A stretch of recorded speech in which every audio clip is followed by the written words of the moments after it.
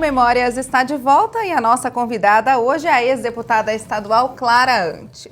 A gente terminou falando de uma época anterior, né, à Constituinte, que foi essa pela Batalha do Gatilho. Eu queria voltar no assunto da Constituinte. Vamos puxar pela memória como é que eram as decisões tomadas dentro do PT que refletiam, né, em emendas acolhidas, né, também da população para essa Constituinte.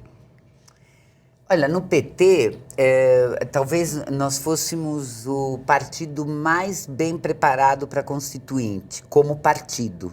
Não estou falando das pessoas, mas sim o partido, nosso partido entrou na Constituinte Federal com um projeto. Nós entramos com um projeto escrito, propondo, tendo algumas coisas foram vitoriosas, outras não foram, mas já havia uma discussão partidária sobre o que propor na Constituinte. Quando a gente vem para a Constituição Estadual, para fazer a Constituição Estadual, a gente já traz esse acúmulo. Por quê? Porque a Constituição Estadual, no Brasil, os estados têm uma Constituição muito limitada. A Constituição Federal, ela avança muito na regulamentação de muitos aspectos. Então, nós chegamos já com um arsenal de coisas definidas, no caso de todos os deputados definidos pela Constituição Federal, e no caso dos deputados do PT, com o acúmulo de ter tido uma discussão dentro do partido, onde a gente queria priorizar a democracia, queria priorizar os direitos sociais e priorizar, entende, a construção de um país que se livrasse, né, do acúmulo anterior que veio pelo governo militar, pelas constituições militares, pela supressão, efetivamente, de muitos direitos. E era a chance da mudança, né? Claro, era um momento importante da mudança, né? Inclusive, em âmbito federal, teve a nova lei dos partidos, né? Quer dizer, não, foi antes. Tô brincando aqui com minha memória. Tô brincando com minha memória? Não, gente. Troquei as datas. Certo? São muitas que a gente está falando também. Se quiserem cortar depois esse pedacinho para não comprometer a minha memória, mas se quiser deixar também, não tem importância, tá? O Tom Cafalcetti está aqui. E ele falou que ia fazer o making-off. Eu disse para ele que eu já faço o making-off junto com o on, né? E aí fica tudo certo. Não, tá tudo certo. Aqui. É que a gente está falando de um monte de data misturada. Mas voltando, então, a Constituição Federal já nos dava um marco para todos, porque estava afunilando até onde a gente poderia ir, e a Constituição e o partido, o PT, já nos dava convicções importantes pelas quais a gente deveria batalhar em âmbito estadual. Então, acho que a bancada do PT estava melhor posicionada do que outras bancadas que muitas vezes não tinham ação partidária. O PT sempre se destacou por ter uma ação mais partidária. A gente se pegava dentro da bancada, mas ia lá para o plenário. E teve um outro fator que é muito bacana de lembrar, porque o período da Constituição, da Constituinte Estadual, é a campanha eleitoral da primeira eleição direta no Brasil depois da ditadura. Então, nós estamos aí, começamos no final de 88, mas demorou um pouco até instalar, até etc. Estamos em 89, que é a primeira eleição. Quando o Collor e Lula empatam, vão para o segundo turno, e adivinha o que a gente estava fazendo, a bancada do PT?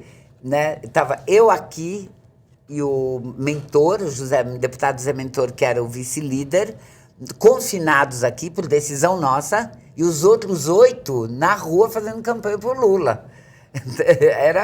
Acontecia tudo ao mesmo tempo. Claro, e a gente tinha que dividir as forças e garantir. Então, por quê? Porque nós éramos 84 deputados, porém havia uma comissão de sistematização que trabalhou dia e noite aqui, que era menor, evidentemente. Então, a gente fazia discussão na bancada e o restante do tempo, Mentor e eu, ficávamos na comissão de sistematização e os demais companheiros estavam ali na batalha para tentar eleger o Lula. Mas foi uma constituinte que acolheu muitas demandas da sociedade.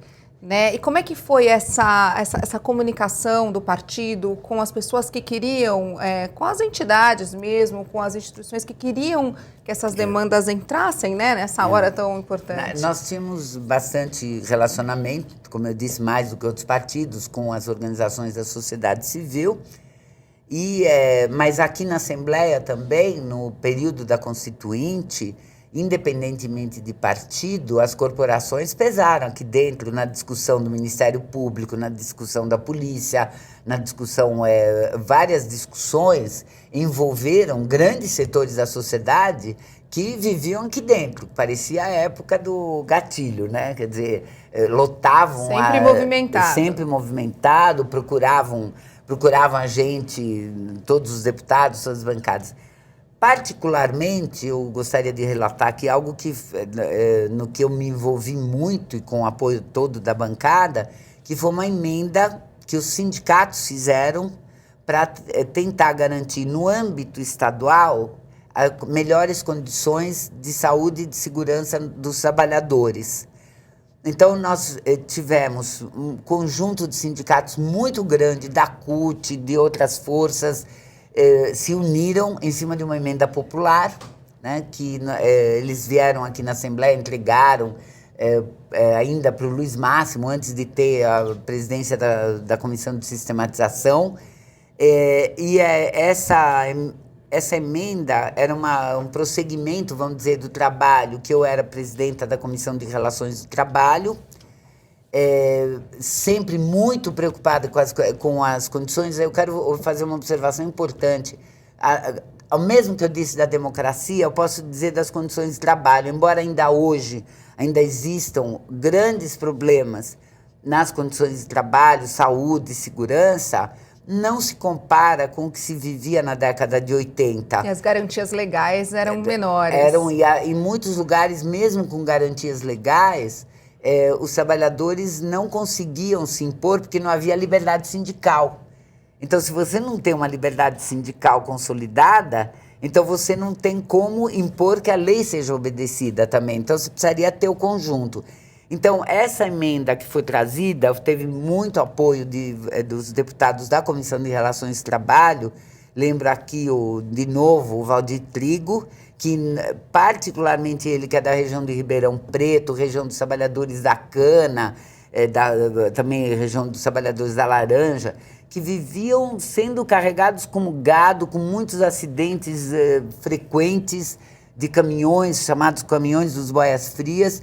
Então, o Calixto, que era também da mesma região, participaram, ajudaram muito nesse trabalho e nós conseguimos, só ver a Constituição Estadual, ela tem uma garantia que eu espero que ela seja respeitada, que diz que o trabalhador, isso era a maior reivindicação do movimento sindical, era que se o trabalhador se sentisse que sua vida está em risco, que ele tivesse o direito de parar naquele momento na máquina ou na condição que ele estava.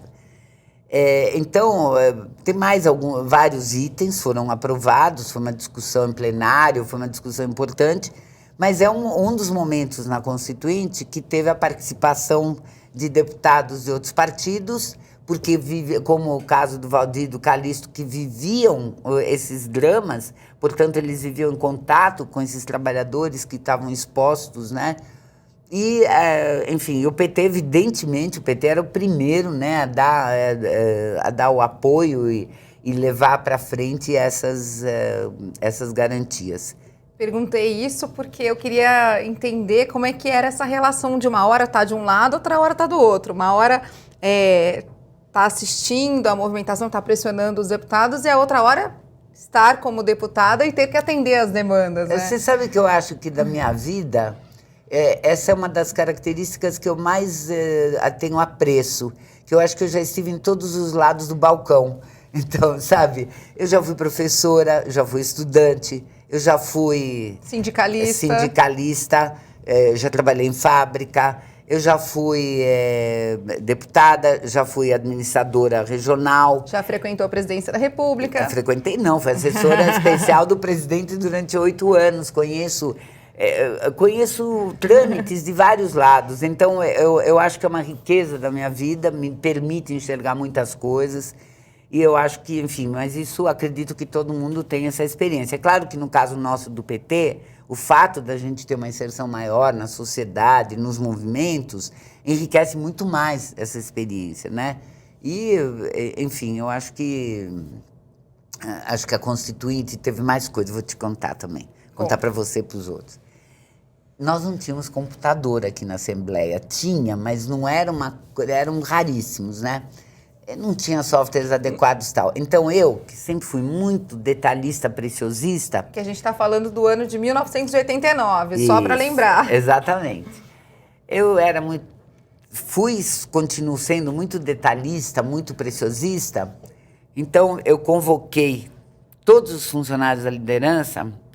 Passamos, acho que 2 ou 3 noites aí trabalhando para montar um caderninho meu, porque, olha só, tinha o projeto de Constituição, que foi apresentado pela própria Assembleia, né? Tinha um projeto de Constituição. Esse projeto era passível de inúmeras emendas. No primeiro turno, teve 3.564, algo assim, mais de 3.000, com certeza. Emendas. Mas imagina como que faz a votação disso. Como que gerencia. Então, o meu caderninho era assim. Artigo 1º. Aí nós pusemos no meu caderninho todas as emendas ao artigo 1º. Artigo 2º. Todas as emendas ao artigo... Era uma enciclopédia. Super organizada. Super organizada. Aí, quando chegou na Comissão de Sistematização, meu colega Barros Munhoz, que era o presidente da Comissão de Sistematização, que já tinha poucos cabelos, começou a arrancar os cabelos, porque não tinha método para poder conduzir a discussão. Aí, eu emprestei meu caderninho.